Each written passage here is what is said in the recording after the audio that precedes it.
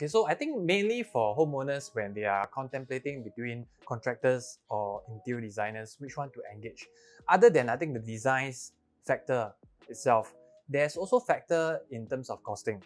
Because I understand that for interior design firms, right, there's a big range. So for example, I can engage an interior design company to do my job. They charge, for example, say 3,000 to 6,000 in terms of the designing fees alone.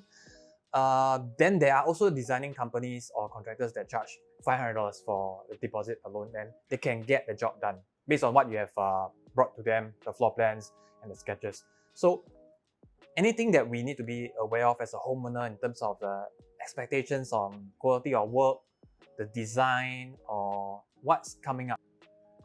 The main difference between designers who charge 500 to a boutique interior designer who charge 3,000. Basically, sometimes the amount of work could be roughly the same, but what the owner expectation could be different.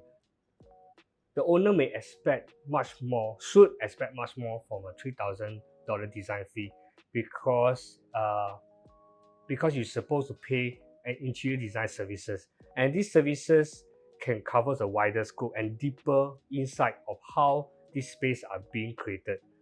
Things like the user experience, the functional aspects, and the people stay in the house, what is their desire, and the interior designer even have to consider conditions conditions like the comfort, the thermal, lighting, acoustics, and even ergonomics aspects of all the furnitures.